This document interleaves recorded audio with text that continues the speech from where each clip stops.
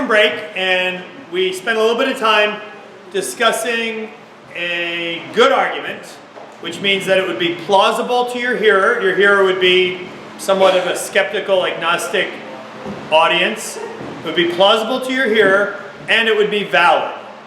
So it's tougher than you probably initially thought. Some of you maybe went too broad and made it really difficult for yourselves. Some of you went maybe too biblical and didn't keep it plausible to your audience.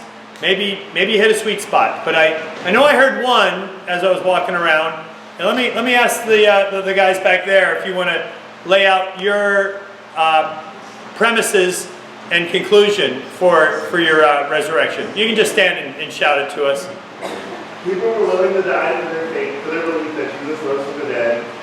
Premise 1, people are not willing to die for a lie.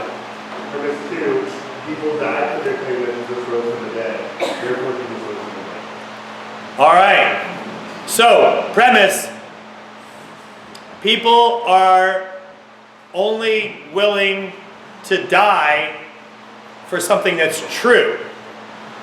The truth for which they died, well, maybe say it again, but I think it's along those lines. People died for their claim that Jesus rose from the dead. All right. Therefore, Jesus rose from the dead. Or premise 1, sorry. People are not willing to die for a lie. Okay, so I would put that as premise 1. Yeah. Premise 1, people are not willing to die for a lie. Premise 2, people died for the claim that Jesus rose from the dead. people died for the claim that Jesus rose from the dead. Conclusion, Jesus rose from the dead.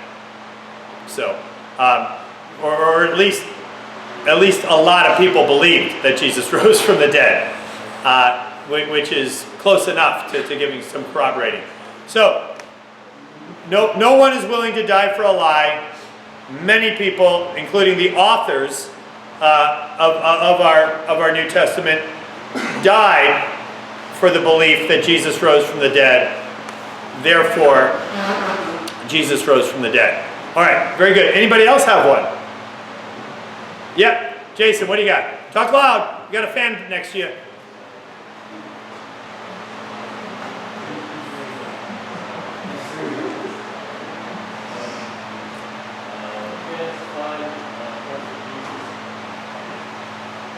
What's that? All right, come on up here. Come on up here.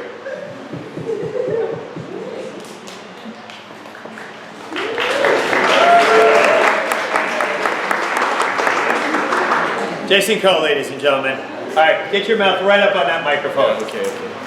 So in the Acts 1st, after Jesus was resurrected, he gets taken up into heaven. And if you... Still can't hear you. All right. Yeah, louder. Okay. In Acts 1, after Jesus resurrected, he gets taken up into heaven. And we can't find Jesus' corpse here. And if you look into other religions, like Buddhism for example, after Buddha died, a bunch of people, like a bunch of Indian princes all came, and they were fighting over who gets to keep Buddha's ash. And if you look into like Catholicism, you know, all these saints' dead bodies are considered like sacred artifacts, but we don't have Jesus' corpse. And if Jesus just died here on earth, and if his physical body remained here, it will no doubt be considered a sacred artifact, but we don't have any of that. No. Okay. All right. Well, amen. So let me adjust that one a little bit, because there is a classic argument called the empty tomb argument for the resurrection. Did anybody mess with that one at all? You did? What you can sit then. Anyway, thanks, Jason.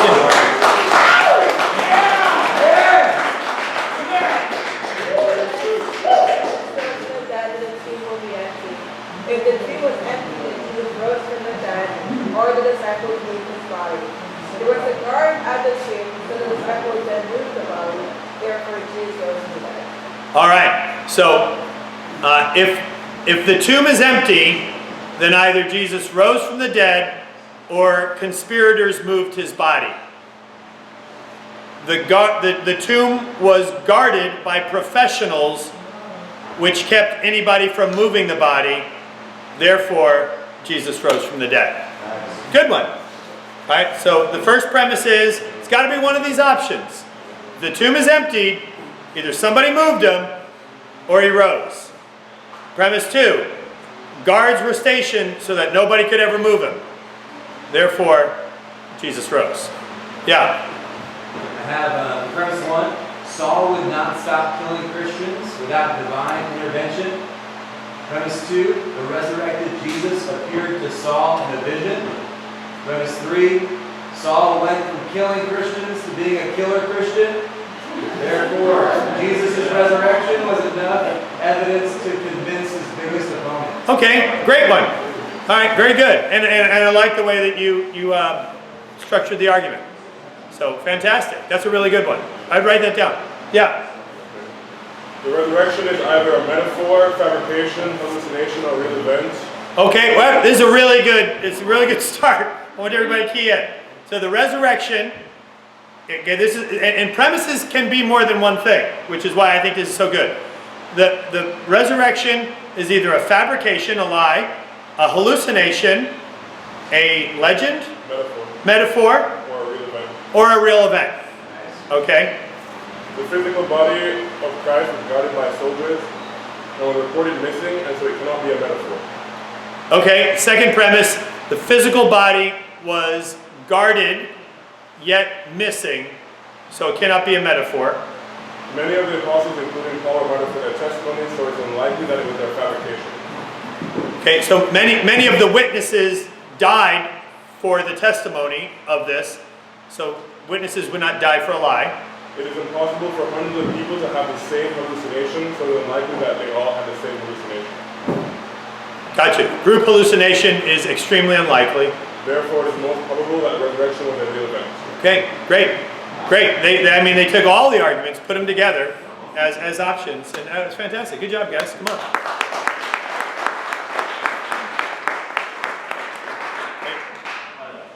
The Filipino contingent? No, they're just affirming. We took all ours. Yeah. Anyway, you guys keyed in on. You guys all keyed in on the big stuff. The evidence of changed people, the evidence of an empty tomb, the different options to explain an empty tomb, the different options to explain even the explosion of the church. So fantastic. You did all that. And by the way, you were doing things that an audience would regard as plausible. So that's what made all of your arguments good arguments, because they were valid, right? The logical conclusions were valid, and the arguments you made were true to the point that your hearers would call them plausible. So bravo, good arguments. Come on.